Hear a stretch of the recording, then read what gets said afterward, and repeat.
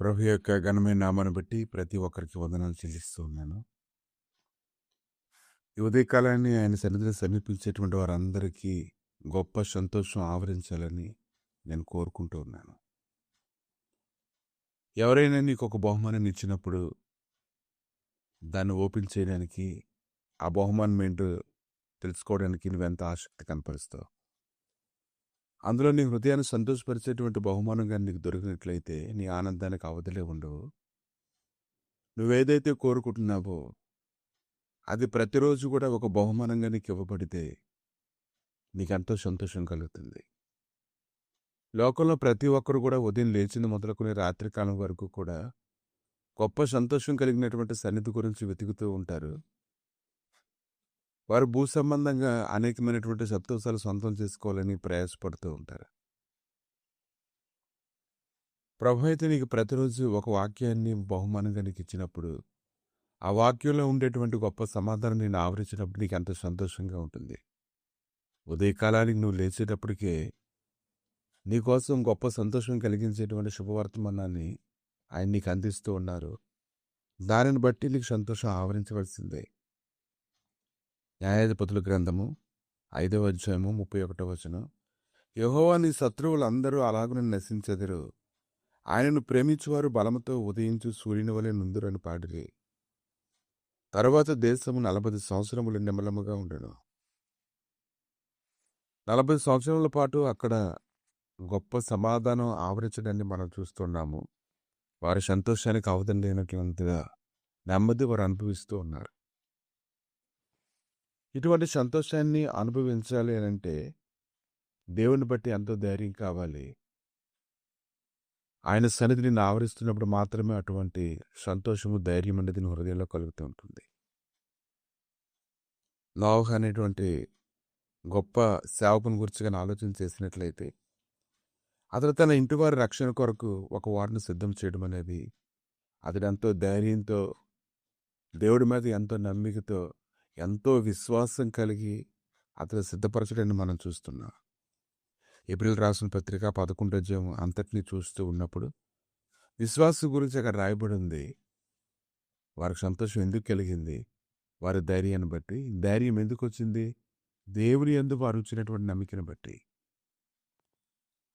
ఒక వ్యక్తి ఒక మాట్లాడితే మనకు నమ్మకం కలగదు, కానీ ఆ వ్యక్తి గురించి ఎరిగినప్పుడు ఆ మాట మీద మనకు నమ్మకం వస్తుంది.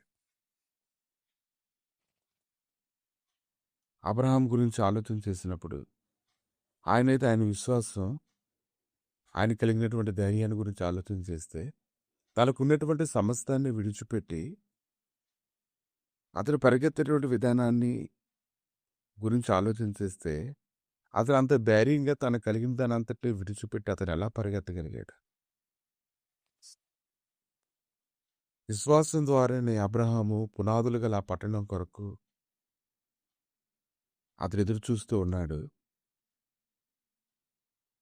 అతను ఊరు విడిచి ఎక్కడికి బయలుదేరినా, ఎక్కడున్నప్పటికీ కూడా అతడి విశ్వాసం ఎలాగ అంతకంతకు అభివృద్ధి అయిందంటే, తగినటువంటి విశ్వాసం, తగినటువంటి ధైర్యం అబ్రహాముకుంది. ఆమెతో పాటు సారాయికి కూడా అదే ధైర్యం ఉంది. దాదాపు 90 ఏళ్ళ వయసు నింపబడినప్పటికీ కూడా, గొడ్రాలుగా ఉన్నప్పటికీ కూడా, వయసు గతించిపోయినప్పటికీ కూడా, వాగ్దానం చేసినటువంటి దేవుడు నమ్మదగిన వాడిని ఎంచుకున్నప్పుడు ఆమె గర్భం ధరించడానికి శక్తి పొందింది. నీ ఆరోగ్యం కూడా అంతే. నీ కుటుంబంలో సమాధానం కూడా అంతే. నీ ఉద్యోగంలో కూడా అంతే. సమాజంగా కూడుకున్నటువంటి వారి మధ్యలో కూడా అంతే. సంతోషం నిన్ను ఆవరించాలని ఆయన కోరుకుంటూ ఉన్నాడు. కనుక అతను ఒక కుమారుడు పొందినప్పుడు అబ్రహాంకి ఎంతో సంతోషం అతనికి కలిగి ఉంటుందో చూడండి. ఇక మోషే అనేటువంటి సేవకుని గురించి కానీ ఆలోచన చేస్తే, ఐగుప్తీలో సకల విద్యలు అభ్యసించి మాటల్లోనూ కార్యంలోనూ గొప్ప ప్రావీణ్యత కలిగి శారీరకంగా, మానసికంగా అతడు బలవంతుడిగా మారిపోయినప్పటికీ దేవుని యొక్క బలాన్ని బట్టి మాత్రం అతను సంతోషించగలిగాడు. దేవుణ్ణి ఆయన హత్తుకొని జీవించడం ద్వారా దేవుడు చెప్పిందంతటిని చేయడానికి పూర్ణ మనస్సు దేవుడు అతనికి అనుగ్రహించాడు.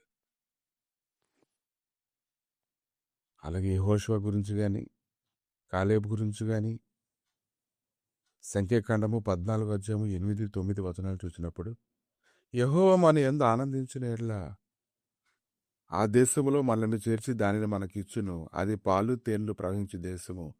మెట్టుకు మీరు యెహోవా మీద తిరగబడకుడి. ఆ దేశ ప్రజలకు భయపడకుడి. వారు మనకు ఆహారం మొక్కుదురు. వారి నీడ వారి మీద నుండి తొలగిపోయెను. యెహోవా మనకు తోడై ఉన్నాడు. వారికి భయపడకుడి. దేవుడు ఎలా వారి యందు ఆనందిస్తున్నాడు? దేవుడు అసలు నీ యందు ఎలా ఆనందిస్తూ ఉన్నాడు? ఈరోజు నువ్వు ఆయన యందు ఆనందించి ఆయన మాటలు నమ్మినట్లయితే, ఆయన చెప్పిన మార్గంలో నడవడానికి ధైర్యంగా ఉన్నట్లయితే, దేవునికి అది ఎంతో సంతోషం కలిగించే విషయం. ఆయన తెలుసు, ఆయన మాట్లాడినటువంటి మాట నమ్మడానికి ప్రతి ఒక్కరికి ఎంతో ధైర్యం కావాలి, బలం కావాలి, హృదయంలో నమ్మిక పుట్టాలి.